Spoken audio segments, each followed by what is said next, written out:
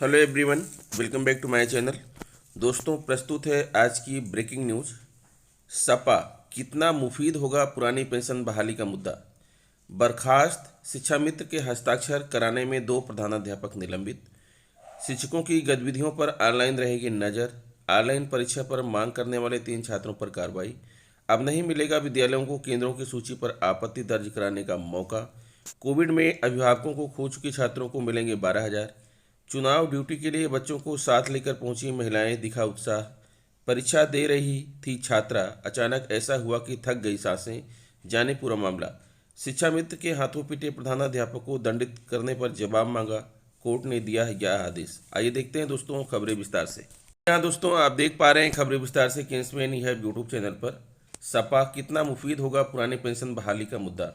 सपा ने अपने घोषणा पत्र में विकलांगों, निराश्रितों, वृद्धों, महिलाओं के लिए समाजवादी पेंशन योजना को बहाल करने की बात कही है। यूपी में सपा की सरकार बनने पर सभी पात्र व्यक्तियों के साल में 6,000 रुपये की जगह बढ़ाकर 18,000 रुपये पेंशन दी जाएगी। इससे करोड़ों निराश्रित गरीबों को आत्मनिर्भर बनने का मौका मिलेगा। सपा प्रमुख ने अपने वादों को पूरा करने में आने वाले खर्च का विशेषज्ञों के साथ अध्ययन किया। प्रदेश का बजट 6 लाख करोड़ रुपए का होता है। सपा की सरकार बनने पर गरीबों को समाजवादी पेंशन का लाभ देने के लिए बजट में धनराशि की व्यवस्था करने की बात कही गई है। यूपी विधानसभा चुनाव 2022 में सरकारी कर्मचारियों की पुरानी पेंशन 2005 के पहले जैसी का मुद्दा एक बार फिर चर्चा में है। शिक्षा, स्वास्थ्य, रोजगार, बिजली, खेती, किसानी आदि मुद्दों के बीच प्रदेश में इस बार यह मुद्दा भी काफ़ी प्रभावी है। यह एक ऐसा मुद्दा है जिससे सीधे तौर पर राज्य के करीब 28 लाख शिक्षक कर्मचारियों और शिक्षकों को 1 अप्रैल 2005 से पहले सेवा में आने वाले सरकारी कर्मचारियों को इस योजना का सीधा लाभ मिलेगा। जिन 28 लाख राजकीय कर्मचारियों और अधिकारियों को सपा के इस चुनावी वादे से लाभ होगा, वे अपने परिवार के साथ सपा के पक्ष में गोलबंद होते दिख रहे हैं। यह शिक्षित वर्ग समाज में राय कायम करता है। समाज में न सही परिवार में भी इन्होंने एक राय बना ली तो सीधे 1 करोड़ से अधिक वोटर इससे प्रभावित दिखेंगे। सपा प्रमुख अखिलेश यादव ने वित्तीय मामलों के जानकारों से विचार विमर्श करने के बाद ही कर्मचारियों के इस मुद्दे को अपने चुनावी घोषणा पत्र में शामिल किया है। इससे सपा गठबंधन की सरकार बनने पर 1 अप्रैल 2005 के बाद विभिन्न राजकीय सेवाओं में आए कर्मचारियों, अधिकारियों, डॉक्टरों, इंजीनियरों को पुरानी पेंशन व्यवस्था का लाभ होगा। सपा ने अपने घोषणा पत्र में विकलांगों, निराश्रितों, वृद्धों और महिलाओं के लिए समाजवादी पेंशन योजना को बहाल करने की बात कही है। यूपी में सपा की सरकार बनने पर सभी पात्र व्यक्तियों को साल में 6,000 रुपये की जगह बढ़ाकर 18,000 रुपये पेंशन दी जाएगी। इससे करोड़ों निराश्रित गरीबों को आत्मनिर्भर बनने का मौका मिलेगा। सपा प्रमुख ने अपने वादों को पूरा करने में आने वाले खर्च का विशेषज्ञों के साथ अध्ययन किया है। प्रदेश का बजट 6 लाख करोड़ रुपए का होता है। सपा की सरकार बनने पर गरीबों को समाजवादी पेंशन योजना का लाभ देने के लिए बजट में धनराशि की व्यवस्था करने की बात कही गई है। 3 गुना समाजवादी पेंशन की राशि बढ़ाने के सपा के वादे को लेकर गरीबों में उत्साह है और वह सपा गठबंधन की तरफ काफ़ी आकर्षित हो रहा है।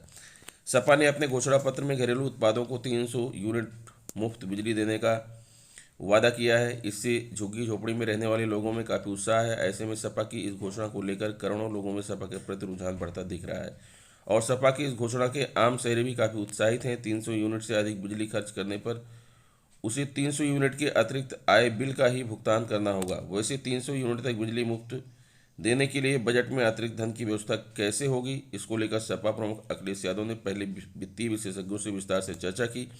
इसके बाद उन्होंने इसे अपने घोषणा पत्र में शामिल किया। सपा की इस घोषणा का पूरे प्रदेश में व्यापक असर देखने को मिल रहा है। सपा कार्यकर्ता छोटी छोटी बस्तियों और गांवों और शहरों में दलित व मलिन बस्तियों में जाकर उनके फॉर्म भरवाना शुरू कर दिया है। इससे गरीबों और वंचित समाज के लोगों में सपा के इस वादे को लेकर जागरूकता बढ़ रही है।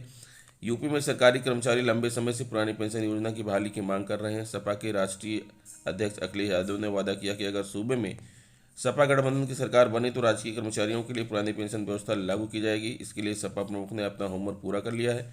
सपा प्रमुख अखिलेश यादव ने पुरानी पेंशन बहाली का वादा करने से पहले वित्तीय मामलों के जानकारों और सेवानिवृत्त अधिकारियों और नेताओं की टीम बनाकर इस पर काम करके कर्मचारी की पेंशन कैसे दी जाती है, इस पर अपनी रणनीति तैयार कर ली है। वैसे सपा का पुरानी पेंशन बहाली का वादा पार्टी की सरकार बनने में सहायक होता दिख रहा है। पुरानी पेंशन बहाली के राज्य कर्मियों ने 2018 में बड़ा आंदोलन खड़ा किया था। दिसंबर 2018 में मुख्यमंत्री योगी आदित्यनाथ ने पुरानी पेंशन बहाली पर विचार कर अपनी रिपोर्ट देने के लिए एक कमेटी बनाई थी। कमेटी ने इस दिशा में बहुत सारे तथ्यों पर काम किया। लेकिन हड़ताल समाप्त होने के बाद धीरे धीरे यह मामला ठंडे बस्ते में डाल दिया गया। वैसे बीते 1.5 दशक में कर्मचारियों के सबसे ज़्यादा आंदोलन इसी मुद्दे पर हुए हैं। राज्य में कोई भी ऐसा कर्मचारी संगठन नहीं है जिसकी मांग पत्र में पुरानी पेंशन बहाली की बात न की गई हो। ऐसे में सपा के घोषणा पत्र में पुरानी पेंशन बहाली का जिक्र आते ही अधिकांश कर्मचारियों और शिक्षकों ने सपा के गठबंधन में के पक्ष में लामबंद होना शुरू कर दिया है। सोशल मीडिया के विभिन्न प्लेटफॉर्म पर इन दिनों एक खास तरह की तस्वीरें खूब वायरल हो रही हैं। कर्मचारी पुरानी पेंशन और खासकर शिक्षक संवर्ग के लोग अपने घरों के सामने खड़े हैं और बाहर एक बैनर या तख्ती लगी है। इस पर लिखा है, यह पेंशन विहीन शिक्षक का आवास है। घोषणा पत्र में घोषित पुरानी पेंशन देने का संकल्प लेने वाले दल के अतिरिक्त अन्य दल वोट मांगकर न तो शर्मिंदा हो और न शर्मिंदा करें। इस संबंध में सामाजिक संस्था बहुजन भारत की अध्यक्ष और पूर्व IAS कुंवर फतेह बहादुर का कहना है कि कल्याणकारी राज्य होने के नाते राज्य सरकारों की जिम्मेदारी बनती है कि वह सभी राजकीय कर्मचारियों की पेंशन का भार वहन करें, क्योंकि सरकारी कर्मचारियों को सेवानिवृत्ति के बाद सामाजिक सुरक्षा के साथ ही सम्मानजनक तरीके से जीवन यापन करने के लिए पेंशन बहुत उपयोगी है। कुमार फतेह बहादुर का कहना है कि सपा के घोषणा पत्र में शासकीय कर्मचारियों के लिए पुरानी पेंशन व्यवस्था बहाल करने के वादे से इसमें काफ़ी उत्साह है और वह सपा गठबंधन के पक्ष में एकजुट होता दिख रहा है। समाजवादी पेंशन को 3 गुना करने और 300 यूनिट बिजली मुफ्त देने के वादे के बाद आमजन का रुझान सपा गठबंधन की ओर काफ़ी बढ़ा है। फर्रुखाबाद BSA लालजी यादव ने ग्राम शिक्षा समिति के सचिव और प्राथमिक विद्यालय नंगला टीन और प्राथमिक विद्यालय तुर्क ललैया का प्रधानाध्यापक को निलंबित कर दिया। दोनों पर बर्खास्त शिक्षा समिति के विद्यालय में उपस्थित रजिस्टर में हस्ताक्षर कराने का आरोप है। नवाबगंज क्षेत्र के गांव तुर्क ललैया के रीना साग की शिकायत पर गांव के प्राथमिक विद्यालय की शिक्षा मित्र रीता गंगवार के खिलाफ जांच हुई। इसमें 2006 में रीता का चयन गलत तरीके से होने का मामला पाया गया। DM के अनुमोदन पर BSA लालजी यादव ने 10 दिसंबर 2021 को रीता गंगवार की चयन प्रक्रिया को निरस्त कर दिया था। आदेश की कॉपी ग्राम शिक्षा समिति नगलाटीन के सचिव और प्राथमिक विद्यालय नगलाटीन के प्रधानाध्यापक अवनीश सिंह और प्राथमिक विद्यालय तुर्क ललैया का प्रधानाध्यापक मोहम्मद नसीरुद्दीन को भेजी गई थी। बर्खास्त होने के बाद भी प्राथमिक विद्यालय तुर्क ललैया का प्रधानाध्यापक शिक्षा मित्र को विद्यालय बुलाते रहे और उपस्थित रजिस्टर में हस्ताक्षर कराते रहे। इस पर ग्राम शिक्षा समिति सचिव व प्रधानाध्यापक अवनीश सिंह ने भी आपत्ति नहीं की। इसकी DM से शिकायत होने पर BSA ने खंड शिक्षा अधिकारी नवाबगंज से जांच कराई। BEO संजय शुक्ला ने जांच में मामला सही पाया। प्रधानाध्यापक अवनीश सिंह व मोहम्मद नासिरुद्दीन के खिलाफ कार्रवाई करने के लिए BSA को रिपोर्ट भेजी। BSA ने BEO की जांच में दोनों विद्यालय के प्रधानाध्यापकों को निलंबित कर दिया। प्रधानाध्यापक अवनीश सिंह को प्राथमिक विद्यालय नगला झात और मोहम्मद नासिरुद्दीन को प्राथमिक विद्यालय विरायमपुर नवाबगंज में उपस्थित दर्ज कराने का आदेश दिया। पूरे मामले की जाँच कायमगंज नगर शिक्षा अधिकारी सुरेश चंदपाल को दी गई। शिक्षकों की गतिविधियों पर ऑनलाइन रहेगी नजर। मानव संपदा पोर्टल से डिजिटल डायरी बनाकर होमवर्क और पढ़ाई की जानकारी करनी होगी अपलोड। बरेली परिषदीय स्कूलों में शिक्षा की गुणवत्ता को सुधारने के लिए विभाग के साथ ही शासन स्तर से हर प्रयास किए जा रहे हैं। इस कड़ी में अब स्कूल में शिक्षकों की गतिविधियों पर ऑनलाइन विभागीय अधिकारी नजर रखेंगे। इसके लिए शिक्षकों को मानव संपदा पोर्टल से डिजिटल डायरी बनानी होगी और उस पर उन्होंने स्कूल में आने से लेकर अंत तक बच्चों को क्या पढ़ाया, क्या होमवर्क दिया आदि की जानकारी मानव संपदा पोर्टल पर अपलोड करनी होगी।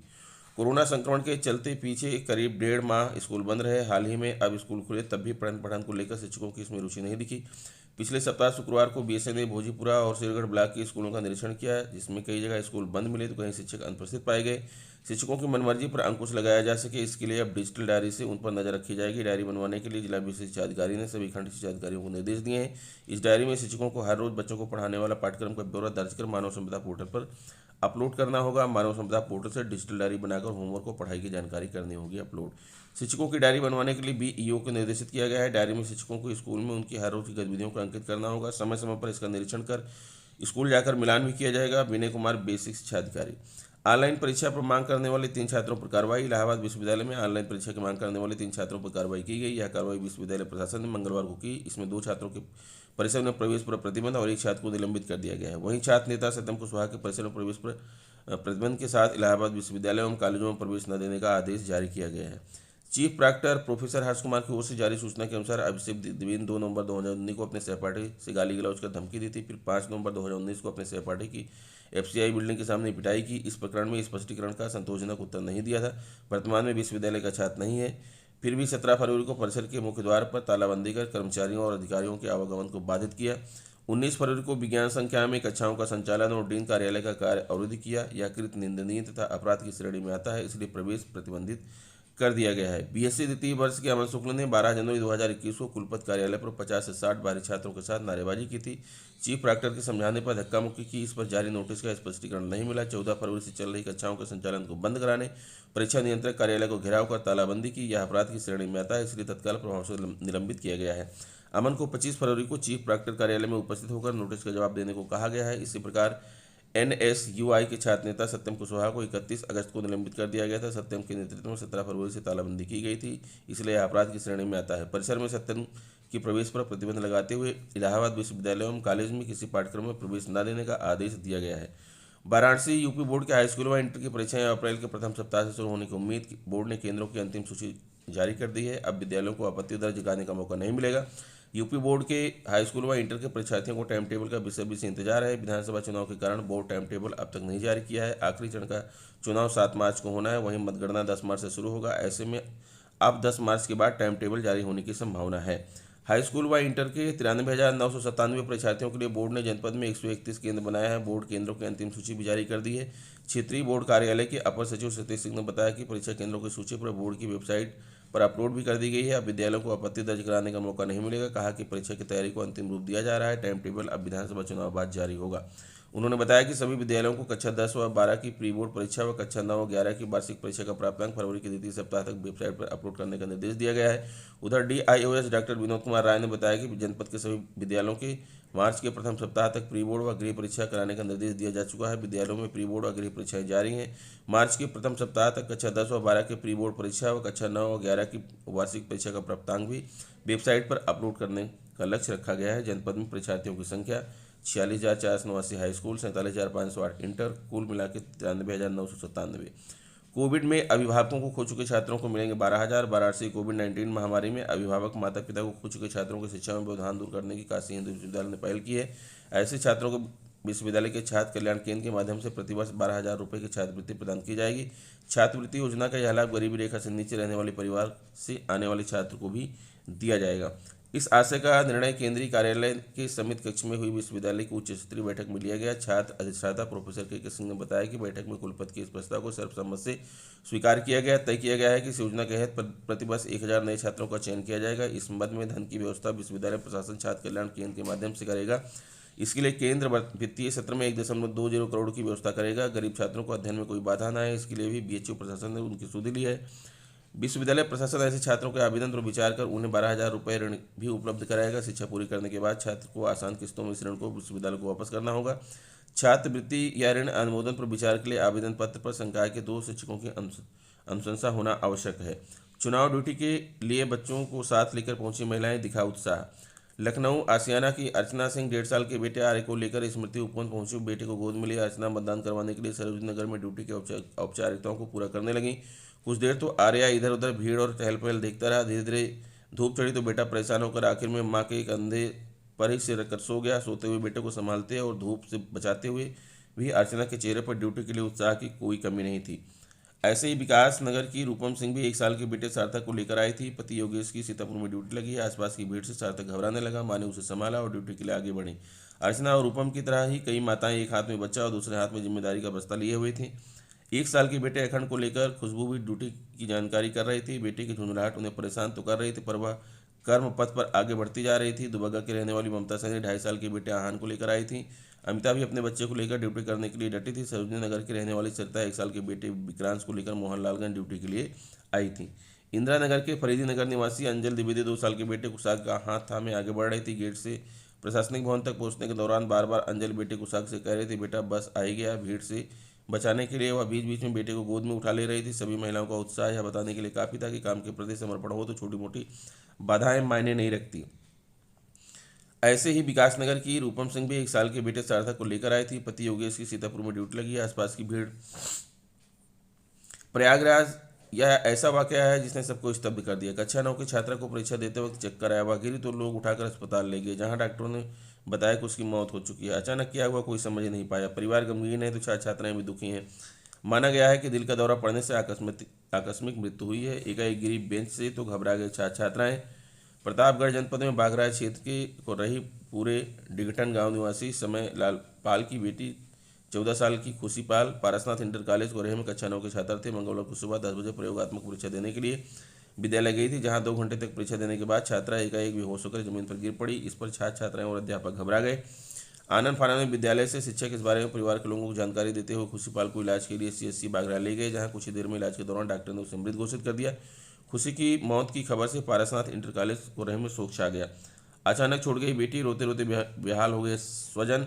छात्रा के घर पर कोहराम मच गया। छात्रा के पिता समय लालपाल, माँ सीमा देवी, बड़ी बहन भावना पाल, भाई मनीष पाल समेत परिवार के लोग रो रो कर बेहाल हो गए। विद्यालय के प्रधानाचार्य कुंवर ललित सिंह एवं विद्यालय के सभी शिक्षकों ने छात्रा खुशी पाल को होनहार छात्रा बताते हुए गहरा शोक व्यक्त किया है। परिवार के लोग पुलिस से शव का पोस्टमार्टम कराने के से इनकार करते हुए लेकर घर चले गए। प्रयागराज इलाहाबाद हाई कोर्ट ने शिक्षा मित्रों के हाथ पीटे गए कार्यवाहक प्रधानाध्यापक को विभागीय जांच में दोषी करार देकर दंडित करने के मामले में बीसी शिक्षा विभाग और राज्य सरकार से जवाब तलब किया है। यह आदेश न्यायमूर्ति राजीव जोशी ने सिद्धार्थनगर निवासी मनोज कुमार यादव की याचिका पर दिया है। अधिवक्ता नवीन शर्मा का कहना था कि याची खुनगांव ब्लॉक के प्राथमिक विद्यालय अरगदहीडीह में कार्यवाहक प्रधानाध्यापक है। इसी विद्यालय के शिक्षा मित्र के विद्यालय से अनुपस्थित रहने की शिकायत की थी और एक दिन की छुट्टी चढ़ा दी। नाराज शिक्षा मित्र ने एक अन्य शिक्षक के साथ मिलकर याची पर हमला किया। दूसरे ने उसका वीडियो बनाकर इंटरनेट मीडिया पर वायरल किया। बेसिक शिक्षा अधिकारी ने इस मामले में जांच कराई और याची को विद्यालय में व्यवस्था सुचारू रूप से न चला पाने का दोषी करार देते हुए दंडित कर दिया। याचिका में जांच रिपोर्ट और दंड के आदेश को चुनौती दी गई है। तो दोस्तों, ये रहा आज का ब्रेकिंग न्यूज़। आशा करता हूँ वीडियो आपको अच्छी लगी होगी। अगर वीडियो अच्छी लगी है तो प्लीज़ मेरे चैनल को सब्सक्राइब कर लीजिए, बेल आइकन को प्रेस कर दीजिए। मिलते हैं आपसे नेक्स्ट वीडियो में कुछ नई जानकारी लेकर। तब तक के लिए नमस्कार।